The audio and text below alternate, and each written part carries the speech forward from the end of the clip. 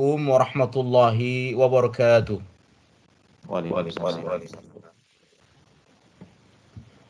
Alhamdulillahi rabbil alamin. Wassalatu wassalamu ala man la nabiyya wa la rasula ba'dah. Qauluhu ta'ala a'udzu billahi minasy syaithanir rajim. Bismillahirrahmanirrahim. Ya ayyuhalladzina amanu taqullaha haqqa tuqatih wa la tamutunna illa wa antum muslimun.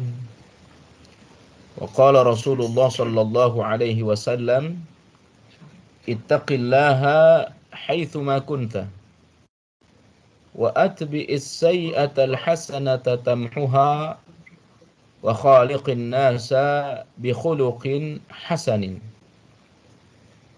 Ikhwani, sahabat yang dimuliakan Allah Subhanahu wa taala, alhamdulillah kita bersyukur kepada Allah tabaraka taala pada hari ini kami Al-Faqir ilallah bisa bersama dengan teman-teman dalam Majlis Ta'lim An-Nur PT Indonesia Power. Mudah-mudahan apa yang kita laksanakan pada siang hari ini tentu semata-mata mengharapkan ridha Allah Subhanahu wa taala. Yang dengan ridha Allah itu mudah-mudahan kelak kita dimasukkan ke dalam surga, dan berharap ya al-faqir ilallah yang belum pernah bermuajahah bertatap muka, mudah-mudahan ya suatu saat nanti kita bisa bertatap muka, tetapi harapan tertinggi kita mudah-mudahan kita nanti berkumpul di surganya Allah Subhanahu wa taala. Salawat kepada Rasulullah sallallahu alaihi wasallam. Mudah-mudahan salawat kita ini menambah rasa cinta kita kepada beliau. Yang tidaklah kita bersalawat kecuali insyaallah mudah-mudahan satu salawat kita akan diganjar 10 pahala oleh Allah Subhanahu wa taala. Ikhwani, Majelis Ta'lim PT Indonesia Power. Materi kita pada hari ini adalah terambil dari kitab Hadis Arba'in An-Nawawiyah, tepatnya hadis terakhir ya, yang kemudian Imam An-Nawawi membuat judul terhadap hadis ini, yakni luasnya ampunan Allah Subhanahu wa taala. Saya akan bacakan hadisnya, kemudian nanti akan saya jelaskan beberapa makna yang terkandung dalam hadis ini. Hadis dari Anas bin Malik radhiyallahu anhu. Anas bin Malik ini salah satu sahabat Rasulullah sallallahu alaihi wasallam ya, yang mendapatkan doa khusus dari Rasulullah sallallahu alaihi wasallam agar beliau ya diberkahi dalam umurnya, dalam keturunannya, dan dalam hartanya. Benar saja ikhwan, ya, usia dari Anas bin Malik ini sangat panjang, sehingga 4 khalifah bisa beliau lewati, bahkan beberapa pemimpin dari umat Islam ya beliau dapatkan, sehingga banyak sekali fitnah-fitnah yang beliau temui, dan para tabi'in kadang-kadang menjadikan Anas bin Malik sebagai sebagai rujukan, sebagai orang yang dimintai pendapat bagaimana sikap terhadap orang-orang, terhadap fitnah, termasuk kalau kita pernah baca sikap terhadap penguasa yang zalim, namanya Al-Hajjaj Yusuf As-Saqafi. Al-Hajjaj Yusuf As-Saqafi. Dan hartanya banyak ya, makanya di antara kebiasaan Anas bin Malik yakni beliau seringkali setiap bulan Ramadan mengumpulkan orang-orang untuk dia belikan makanan buka puasa. Demikian juga ya kawan, keturunannya juga banyak. Ya, itu sahabat Anas bin Malik, sepintas tentang sahabat Anas bin Malik. Sami'tu Rasulullah sallallahu alaihi wasallam, saya mendengar Rasulullah sallallahu alaihi wasallam yaqulu, beliau bersabda, Qala Allah Ta'ala, Allah Subhanahu wa Ta'ala berfirman. Ini kita fahami, kita ketahui disebut dengan hadis qudsi. Mal muradu bi hadis qudsi? Apa itu hadis qudsi? Hadis qudsi adalah hadis yang langsung dari Allah kepada Rasulullah sallallahu alaihi wasallam tanpa perantara malaikat Jibril. Ya. Adapun Al-Qur'an ya dari Allah, malaikat Jibril, kemudian secara berangsur-angsur, secara bertahap dari malaikat Jibril kepada Rasulullah sallallahu alaihi wasallam. Adapun hadis qudsi dari Allah langsung kepada Rasulullah sallallahu alaihi wasallam. Nah, selain Al-Qur'an, hadis qudsi ada hadis yakni apa dari Rasulullah kepada para sahabatnya. Qala Allah tabaraka ta'ala, Allah Subhanahu wa ta'ala berfirman, ya bani Adam, wahai anak Adam, wahai saya, wahai kita semua, wahai sahabatku, Majelis Ta'lim PT Indonesia Power, dipanggil oleh Allah Subhanahu wa ta'ala. Innaka ma da'awtani wa rajautani ghafartu laka ala ma kana fika wa la ubali. Sesungguhnya engkau, kata Allah Subhanahu wa ta'ala, selama engkau berdoa dan berharap hanya kepadaku, ya, ini panggilan Allah Subhanahu wa ta'ala. Ini satu itu satu bimbingan dari Allah tabaraka ta'ala. Wahai hambaku, wahai anak Adam, selama engkau mau berdoa dan berharap kepadaku, niscaya aku akan mengampuni dosamu, kata Allah Subhanahu wa ta'ala. Dan wala ubali, saya, kata Allah, tidak peduli terhadap apapun yang kau lakukan di masa lalumu. Itu yang pertama. Saya tidak peduli terhadap kemaksiatan-kemaksiatan yang kau lakukan di masa lalu. Asal ya engkau datang berdoa kepadaku, engkau berharap kepadaku, kata Allah Subhanahu wa ta'ala. Ya bani Adam, law balagat dhunubaka anana as-sama. Kita dipanggil lagi oleh Allah, saudaraku dipanggil lagi oleh Allah Subhanahu wa ta'ala, wahai anak Adam, seandainya dosamu setinggi langit. Ya, berapa banyak tuh dosa itu, dari bumi sampai ke langit, 7 lapis langit tuh, Pak. Ya. Andai dosamu setinggi langit, summa astaghfartani, kemudian engkau beristighfar, memohon ampun kepadaku, ghafartu laka wala ubali, maka aku akan ampunkan dosamu dan aku tidak peduli ya terhadap keburukan yang kau lakukan di masa lalu. Subhanallah, ya. Ya bani Adam, wahai anak Adam, innaka law ataitani biqurabil ardi khataya. Subhanallah. Wahai al-faqir ilallah, wahai kita semua, andai kita datang kepada Allah Subhanahu wa ta'ala membawa dosa sepenuh bumi. Kalau tadi ke atas, ini ke bawah nih.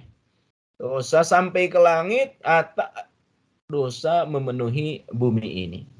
Ya, mana banyaknya itu dosa? Seperti apa itu banyaknya dosa? Kemudian engkau bertemu denganku, ya, dan tidak menyekutukan aku. La tusyrik bi syai'a, tidak menyekutukan aku. La ataituka biqurabiha maghfirah, maka aku akan mendatangimu dengan sepenuh ampunan. Ya, ikhwani, jamaah yang dirahmati Allah Subhanahu wa ta'ala. Ya, karena waktu kita terbatas, saya ingin singkat-singkat saja, mudah-mudahan ada hikmah banyak yang dapat kita ambil di dalam hadis ini.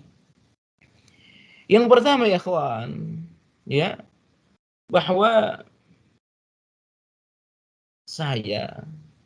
kita ini, ya, mohon maaf yang ada di dalam kajian ini, kita bukan malaikat ya kawan. Kita bukan malaikat.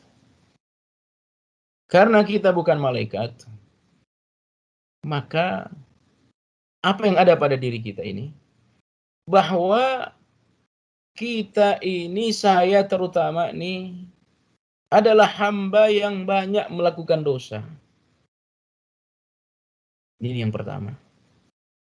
Saya, jangankan umur kita yang sudah mungkin ada yang sudah 50, 40, Pak, Bu. Sampai sekarang saja dari tadi pagi itu udah berapa banyak dosa yang kita kerjakan. Itulah saya, ya kawan. Itulah kita. Ya.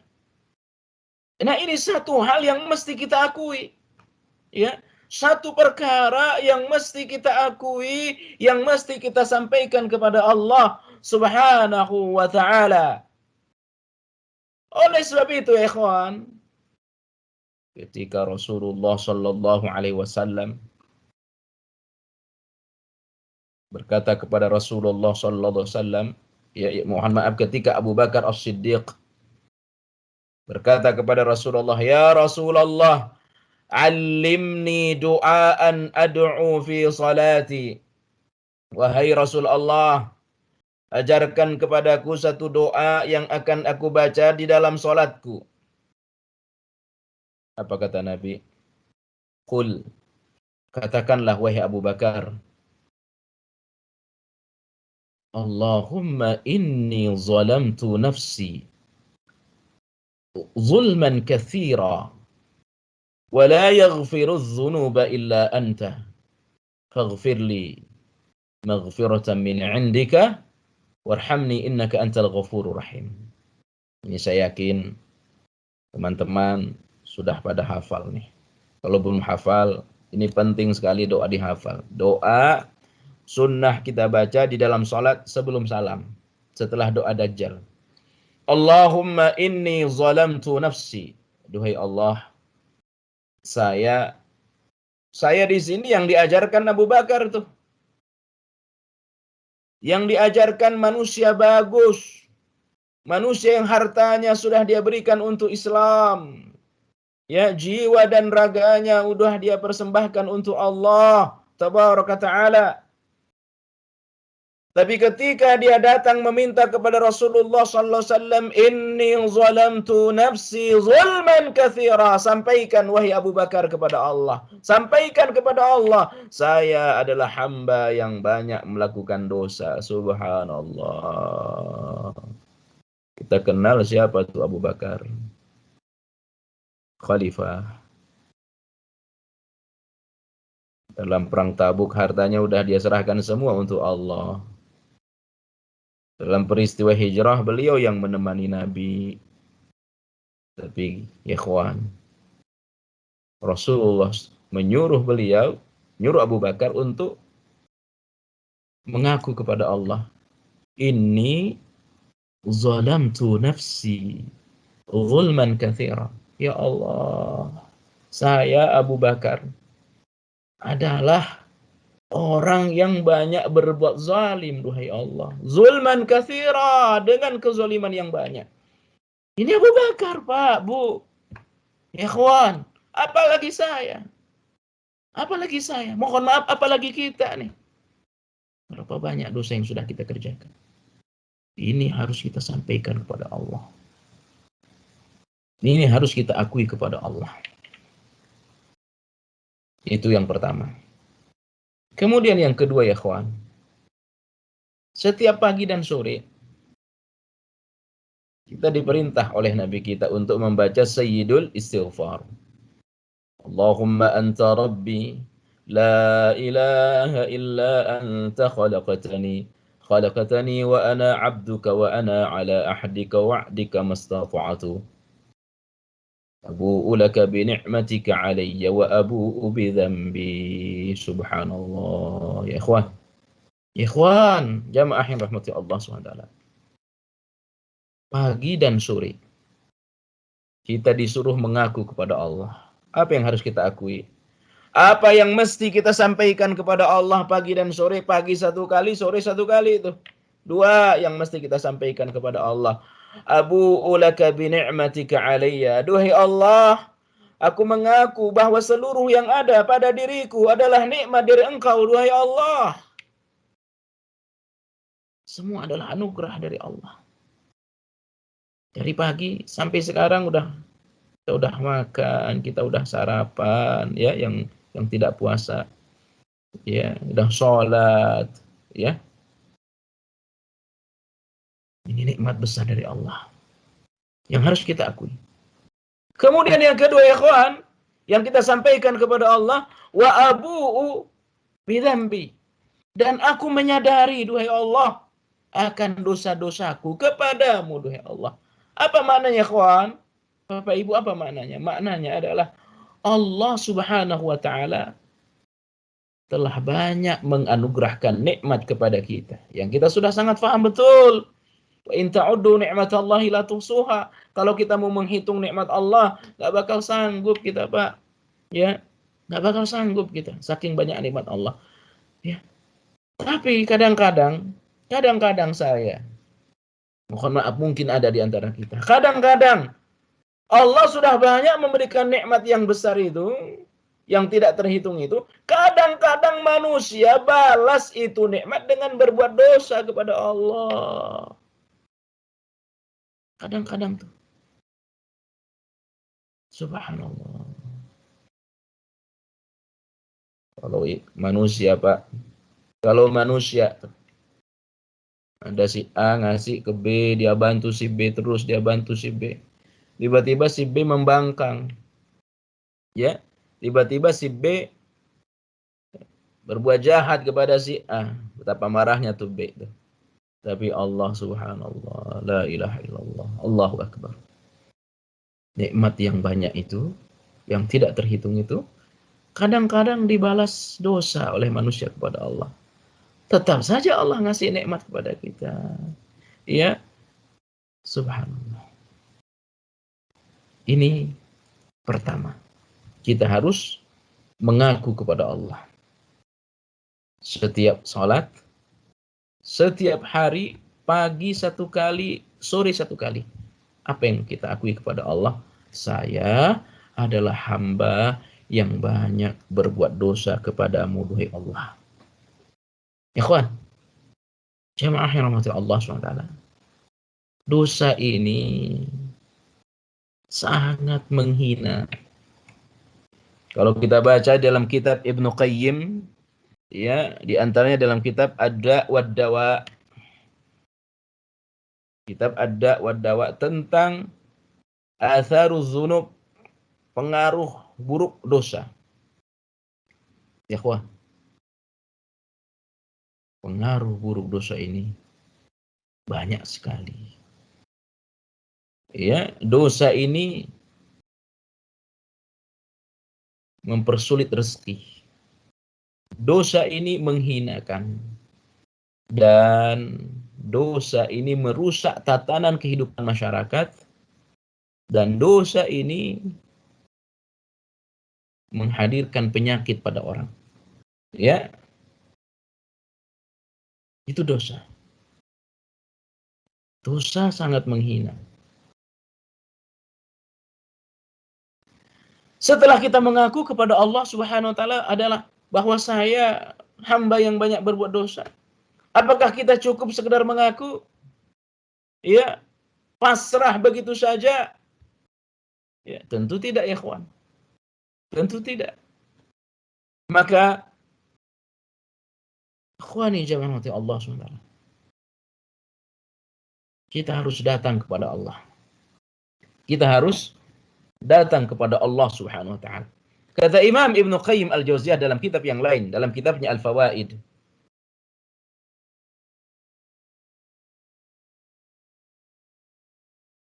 saya, ya, atau manusia secara keseluruhan, mungkin termasuk teman-teman, sungguh pun orang berdosa kepada Allah, orang bermaksiat kepada Allah, tetapi tetap saja dipanggil oleh Allah Subhanahu wa taala dengan panggilan di antaranya ya bani Adam, wahai anak Adam.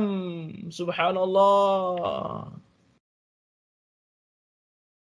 Allah tidak memanggil wahai pendosa, wahai perusak, wahai orang yang, ya, wahai penjahat. Tidak, ya kawan. Allah Subhanahu wa taala memanggil pendosa, saya, mohon maaf kita, dengan panggilan ya bena Adam, wahai anak Adam. Ini satu kehormatan dari Allah Subhanahu wa taala. Allah tidak memanggil dengan wahai orang yang berperlakuan seperti syaitan, wahai orang yang mengikuti syahwat. Tidak, tetapi Allah Subhanahu wa taala memanggil dengan panggilan ya bena Adam, wahai anak Adam. Ikhwan, ini satu panggilan Allah memuliakan kita. Nah, Allah memanggil, ternyata tidak sekedar dipanggil. Seorang anak dipanggil oleh orang tuanya. Anak yang, mohon maaf, anak yang ya akhlaknya nggak bagus, anak yang tidak mengikuti aturan-aturan di rumah, dipanggil tuh oleh orang tua. Seneng tuh anak tuh.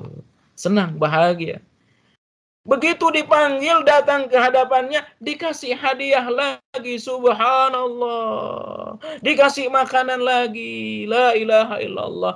Allah panggil pendosa, betapa senangnya tuh orang. Setelah dipanggil oleh Allah Subhanahu wa taala, dikasih lagi oleh Allah. Apa yang akan dikasih oleh Allah? Yang dikasih oleh Allah, memang engkau berdosa, tapi dosamu tetap akan saya maafkan, la ilaha illallah. Itulah Allah Subhanahu wa taala. Allah yang maha baik. Allah yang maha baik. Ikhwan, Allah Subhanahu wa taala sebutkan dalam Al-Qur'an, di antara dalam surah At-Tur, dalam surah Fatir. Ya. Kalau bukan karena kasih sayang Allah, sudah habis kita, Pak. Kalau bukan karena kasih sayang Allah, sudah habis saya. Habis dengan apa? Habis dengan dosa. Setiap kali orang berdosa kepada Allah, lalu langsung dihukum oleh Allah. Setiap orang melihat hal yang haram, langsung dihukum oleh Allah matanya. Mohon maaf ya kawan, sudah berapa banyak manusia yang tidak bisa melihat. Kenapa? Allah langsung hukum. Setiap kali manusia mendengarkan hal yang haram, langsung dihukum oleh Allah. Ya, kemudian dikurangi pendengarannya. Mohon maaf ya kawan. Sudah berapa banyak jutaan manusia, bahkan ratusan juta manusia yang tidak bisa mendengar. Kenapa? Karena setiap hari dia mendengarkan ghibah. Setiap orang menggibah saudaranya, kemudian langsung dihukum lisannya, dipotong lisannya sedikit demi sedikit. Mohon maaf, sudah berapa banyak manusia yang tidak punya lidah ya kawan. Habis manusia kalau Allah langsung marah. Tapi Allah tidak berbuat seperti itu. Allah Thayyib, Allah maha baik. Pendosa justru dipanggil oleh Allah. Pendosa justru dipanggil oleh Allah Subhanahu wa taala. Wahai hambaku, ke sini, mohon ampunlah kepadaku. Subhanallah. Subhanallah. Allah maha baik.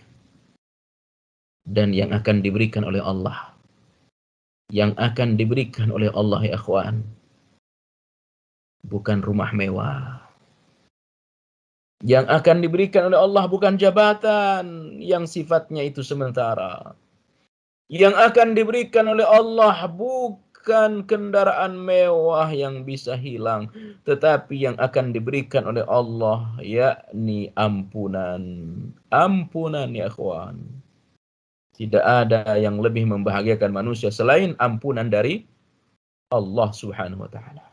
Ikhwan, kalau kita buka dalam Al-Qur'an surah Al-Haqqah. Surah Al-Haqqah. Betapa bahagianya manusia ketika mendapatkan ampunan dari dosanya. A'udzu billahi minasyaitonir rajim. Bismillahirrahmanirrahim. فَأَمَّا مَنْ أُوتِيَ كِتَابَهُ بِيَمِينِهِ فَيَقُولُ هَاؤُمُ اقْرَءُوا كِتَابِيَهْ إني ظننت أني ملاق حسابيه فهو في عيشة راضية في جنة عالية قطوفها دانية كلوا واشربوا هنيئا بما أسلفتم في الأيام الخالية. Coba nanti Bapak Ibu buka dalam surah Al-Haqqah dan baca tafsir Ibnu Katsir. Nanti kita di padang mahsyar begini Pak, Bu. Dan di padang mahsyar tuh dikumpulkan, dikasih kitabnya.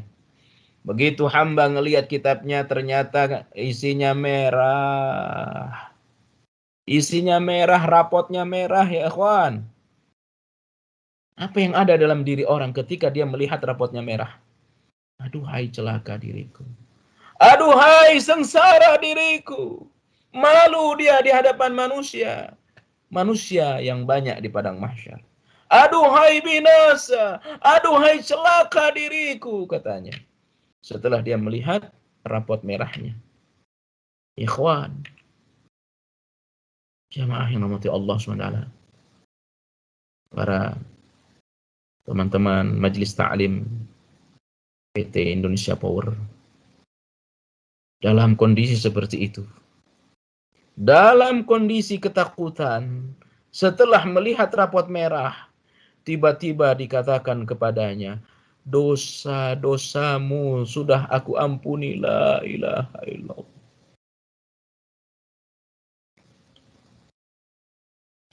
Dalam kondisi ketakutan. Setelah saat dia melihat rapot merahnya, tentu yang ada dalam diri bagaimana dia akan dilempar ke neraka, dia akan merasakan panas api neraka. Dia ketakutan ya kawan. Ya, dia ketakutan. Tetapi ada suara yang dia dengar, dosamu sudah aku maafkan. Dosa-dosamu sudah aku ampuni. Apa yang terjadi kawan? Coba baca dalam tafsir Ibnu Katsir nanti ya. Punya waktu dan punya buku, sempatkan. Setelah dia mendengarkan dosa-dosamu sudah aku ampuni, kitab rapot yang tadi isinya merah itu dia angkat setinggi-tingginya ya kawan. Dia angkat setinggi-tingginya. Apa dia katakan? Ha umuqra'u kitabiyah. Ha umuqra'u kitabiyah. Dia panggil seluruh manusia yang ada di padang mahsyar untuk apa ya kawan? Untuk membaca kitabnya, ya, untuk membaca rapotnya. Padahal dia tadi ketakutan, sudah dimaafkan oleh Allah, dimaafkan oleh Allah Subhanahu wa Ta'ala. Inilah kebahagiaan luar biasa, ikhwani, jamaah yang dirahmati Allah Subhanahu wa Ta'ala. Saya menasihati diri saya dan diri kita semua. Mari kita menjemput ampunan Allah. Paling tidak di dalam hadis ini ya ada 3 bimbingan dari Allah Subhanahu wa Ta'ala. Dengan apa? Yang pertama, banyak-banyaklah berdoa. Ya, banyak-banyaklah berdoa. Dari sekian banyak doa yang kita minta kepada Allah, dari sekian banyak permintaan kita kepada Allah, yang paling penting itu adalah kebaikan akhirat. Coba kita lihat ya kawan. Ketika Lailatul Qadar, ketika 10 malam terakhir, apa yang kita minta kepada Allah? Allahumma innaka afuun tuhibbul afwa fa'fu anni. Subhanallah.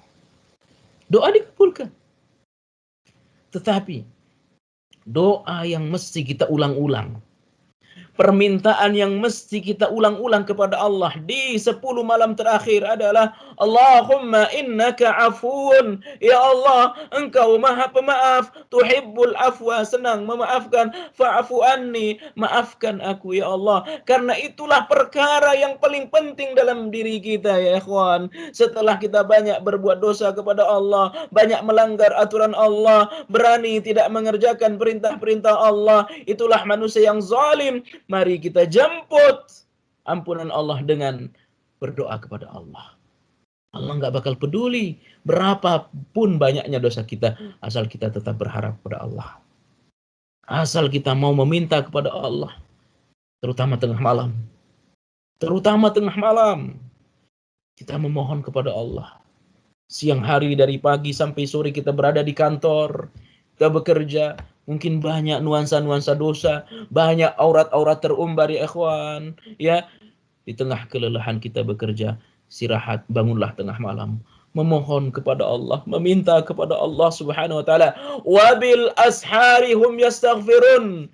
Ya, kanu qalilan minal laili ma yahja'un. Orang-orang yang merindukan ampunan Allah adalah orang yang ketika malam hari lambungnya jauh dari tempat tidur.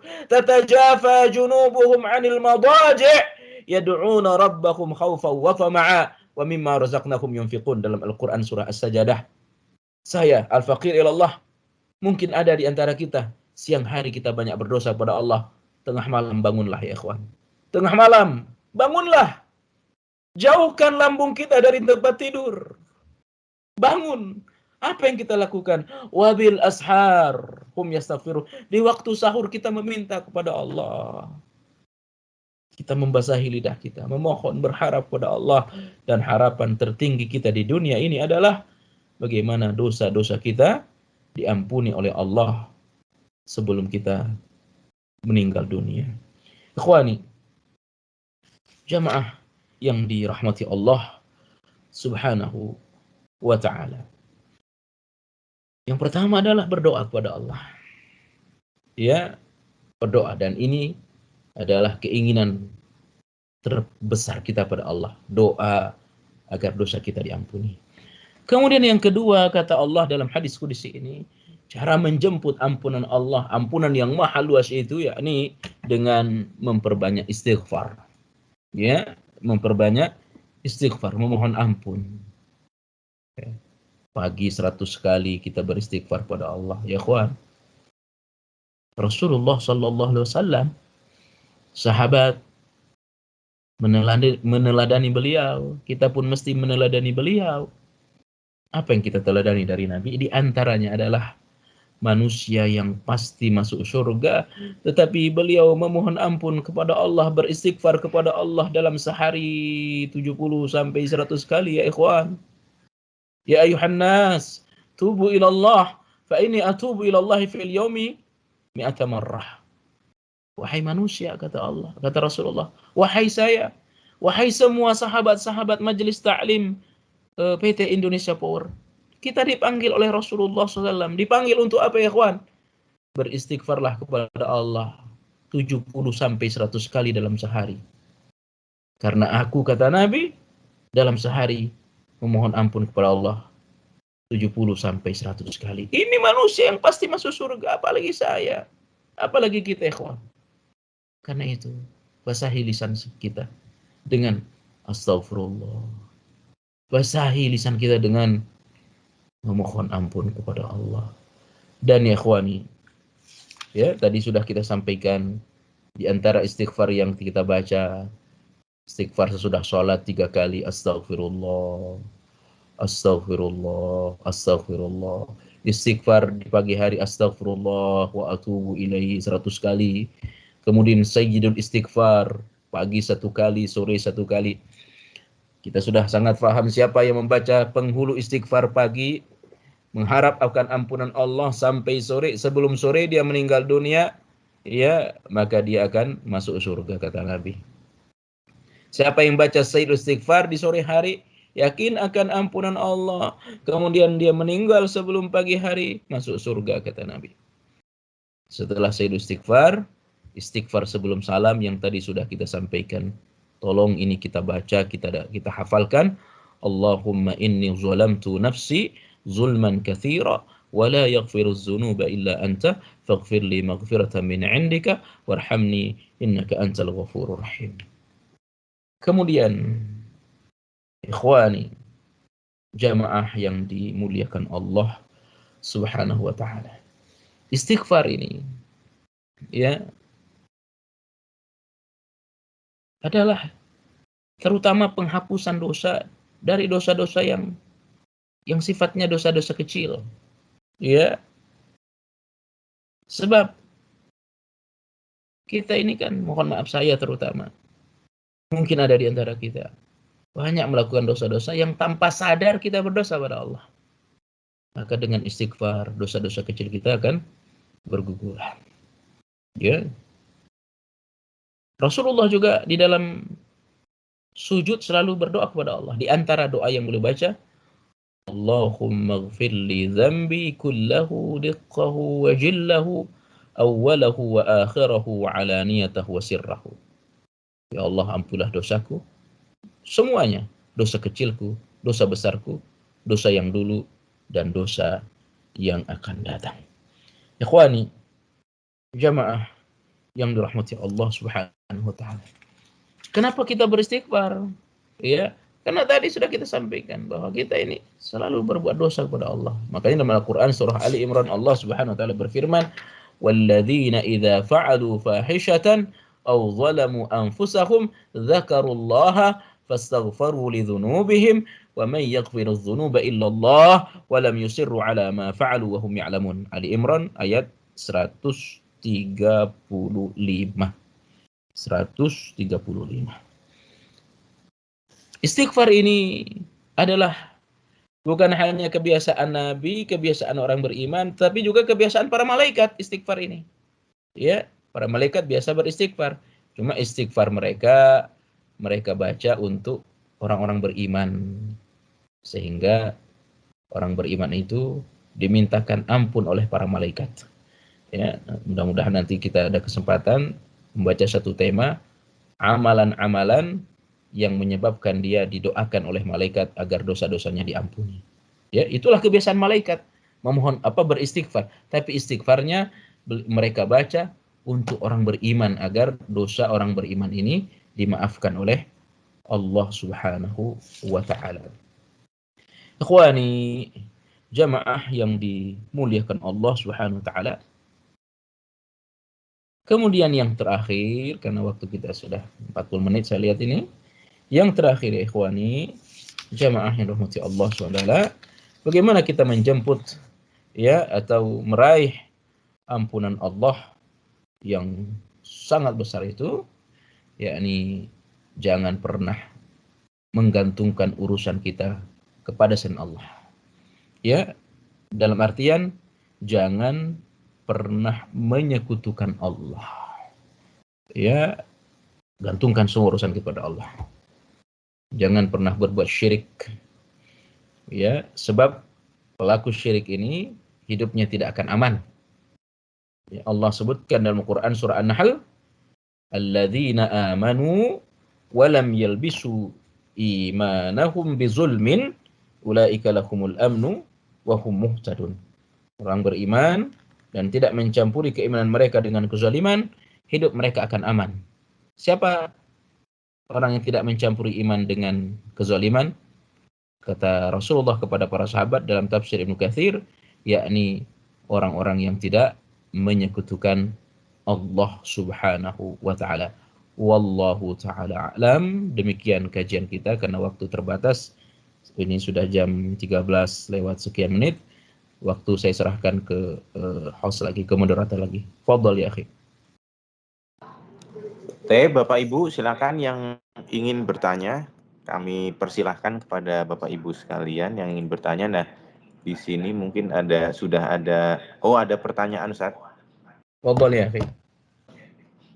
Assalamualaikum warahmatullahi wabarakatuh. Pak Ustadz, mohon izin bertanya, kalau merujuk pada surat Al-A'raf ayat 19 yang tafsirnya antara lain, dan Allah berfirman, "Wahai Adam, tinggallah engkau bersama istrimu dalam surga dan makanlah apa saja yang kamu berdua sukai." Apakah ini dapat dipahami bahwa Allah menciptakan manusia pada prinsipnya ingin melihat agar Adam dan Bani Adam merasa senang dan bergembira di dunia ini? Implikasinya terus memikirkan dosa bagi Bani Adam. Bukankah menyalahi kodrat penciptaan manusia? Bukankah seharusnya kita di dunia ini lebih banyak memikirkan kebaikan dibanding memikirkan dosa? Pemikiran kebaikan artinya memperbaiki komunikasi yang baik dengan Allah. Melafazkan istighfar 100 kali atau 1000 kali setiap hari, apakah itu lebih baik dibandingkan dengan istighfar 3 kali sehabis sholat? Bukankah Allah tidak lupa, Allah maha mendengar? Seandainya lebih baik bersyukur 1 kali dibandingkan 1000 kali istighfar.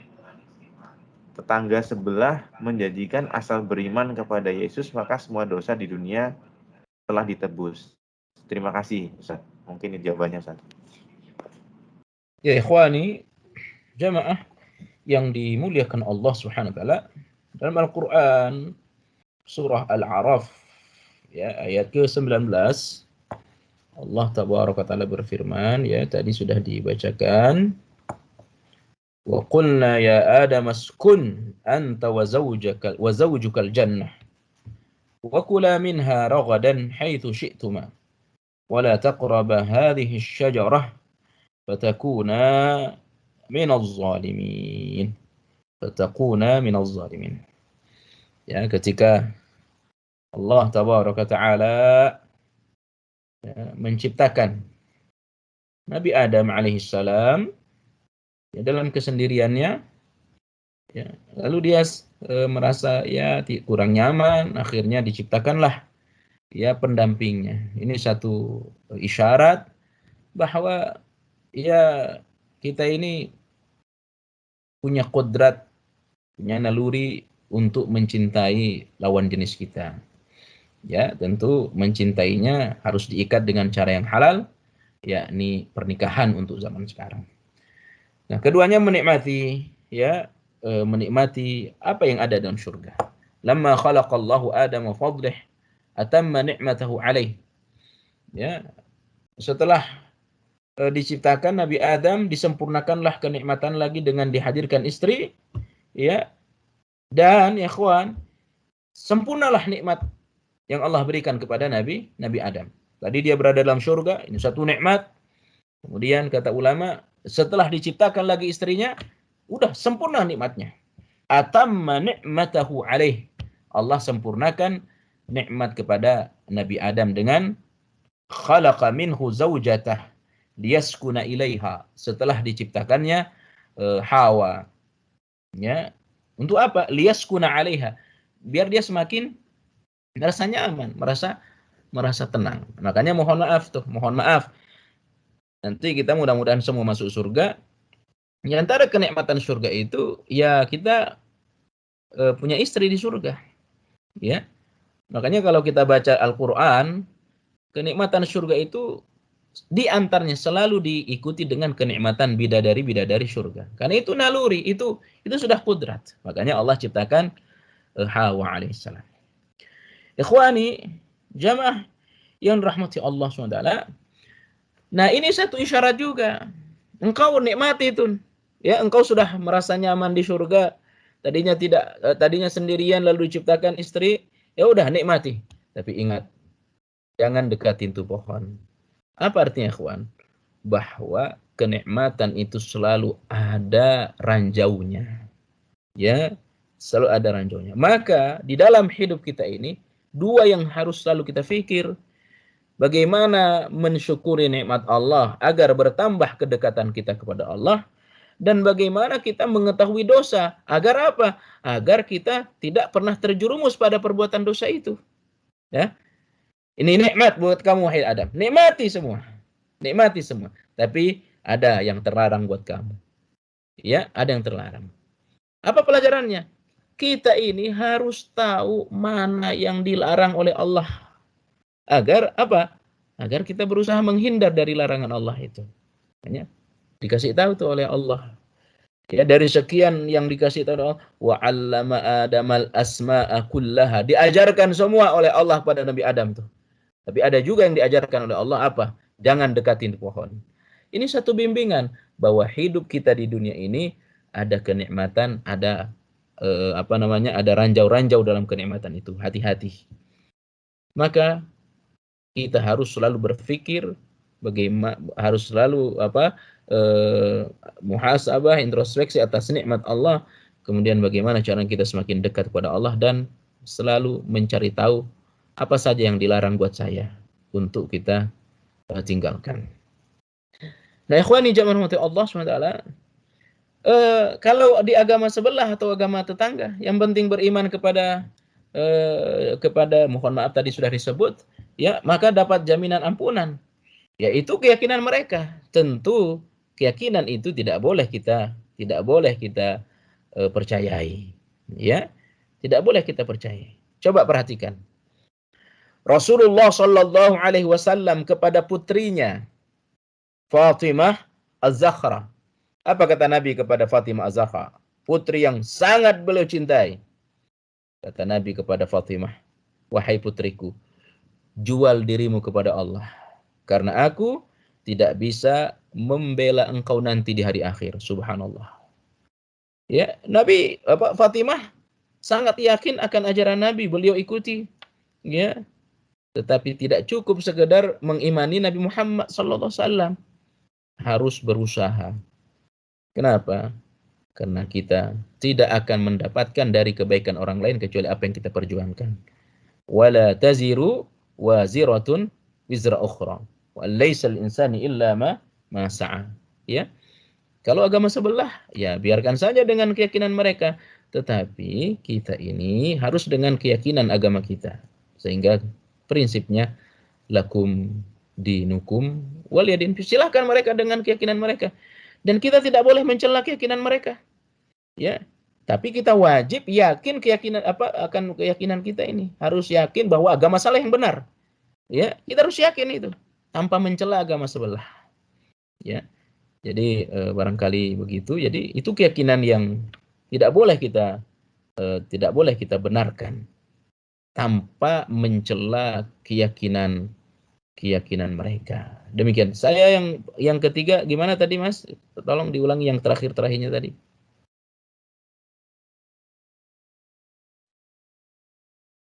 Oh, ini memikirkan kebaikan artinya memperbaiki komunikasi yang baik dengan Allah. Jadi melafadzkan istighfar 100 kali atau 1000 kali setiap hari, apakah itu lebih baik dibandingkan dengan istighfar 3 kali sehabis sholat? Ikhwani, dalam ibadah kita tidak usah membanding-bandingkan. Kata Nabi, istighfar 3 kali setelah sholat, itulah yang kita kerjakan. Apa hikmahnya? Hikmahnya itu 2 kata para ulama. Kenapa kita istighfar sesudah sholat itu? Hikmah yang pertama adalah itu satu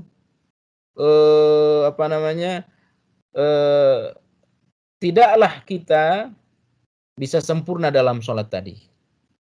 Ya, kita tidak akan sempurna mengerjakan sholat. Maka kita isi dengan istighfar. Istighfar yang kita baca sesudah sholat itu lebih kepada penyempurnaan sholat kita. Ya, lebih kepada penyempurnaan sholat kita.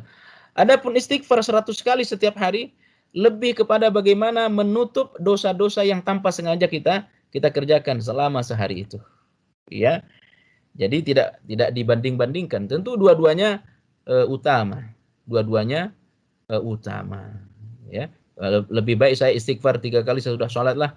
Karena sudah merasa 3 kali sesudah sholat, jadi tidak usah lagi istighfar yang 100 kali. Tidak. Kita kerjakan semua sepanjang kemampuan kita. Jadi istighfar sesudah sholat lebih kepada bagaimana menyempurnakan apa yang kurang di dalam sholat kita tadi itu.